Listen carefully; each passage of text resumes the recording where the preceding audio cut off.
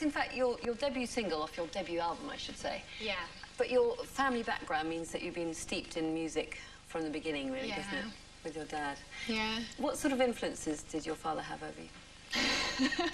Good or bad? That kind of makes it sound satanic. What kind of influences? Yes. How did he impregnate the sound that you'll produce today?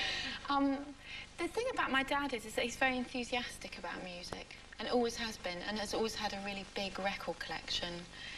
I mean, he paid me about £5 to put it all in alphabetical order when I was about 6, that I thought was a really good job. But actually, now I know it was a complete rip-off. But, and just kind of good doing that. What's very interesting about him is he's very Catholic in his taste. It's very much like you could be going through and there would be John Coltrane, and then there'd be some classical music, then there would be some old blues guitarist. Great eclectic mixture. Yeah, very eclectic. Were you a sort of, obviously a fan of your father's, but sort of a Who fan? Were you a I've fan? never heard any of my dad's records, really. He's absolutely not the kind of person who would come home and... I mean, we never had copies of his records at home. Really? No. That's funny. No. Did he encourage you at all? Because, I mean, you've really immediately, and all the music press have said this, you've established completely your own identity. That single we've just heard, it sort of seems to me like I've heard mixtures of sounds before, but it's totally fresh and unique.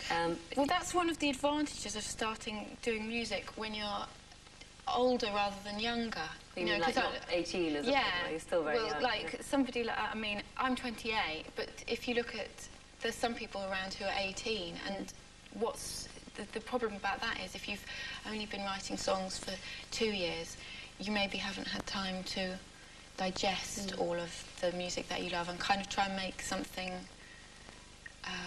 You're still digesting your influences. Yeah. What about, I mean, your album, which comes out in March, Winterland, is obviously a result of the last few years when you've been thinking about getting into the music industry. What can we expect? What are you hoping to... I just wanted to make a record. I had quite strange criteria when I made my record. I wanted it to be very short. Really? Yeah, absolutely. No, because there's too many records these days which are like 80 minutes long, you know, and it's like you never know the last 3 songs. Do you know, I mean, there's plenty of records I'm sure you can think of, and you put them on and you know the first 5. It's true. Yeah, and I was quite attracted by the idea of making an old-fashioned record that fitted on one side of a 90-minute tape, you know, and you played it, and then you actually heard till the end. So I had quite a few, they weren't like superstitions, but kind of ideas about things. Yeah, but it had to be like short. I mean, you've got a beautiful voice, a very strong voice, and there have been some immediate comparisons to Bjork. I wondered what you felt about those. Well, I think it's quite funny because to me, that's a comparison that's like ridiculously flattering. Yeah. So I would be like, oh, I am not worthy. Well, Emma, listen, I know we're going to be hearing a lot more from you, and please come and sing for us again. Yeah, thanks very much. And good luck with the album, Winterland, which is Thank you. My thanks to Emma Townshend. I'm taking a quick break on VIP, but in a moment, John Morgan, author of a new guide to good manners. See you in a moment.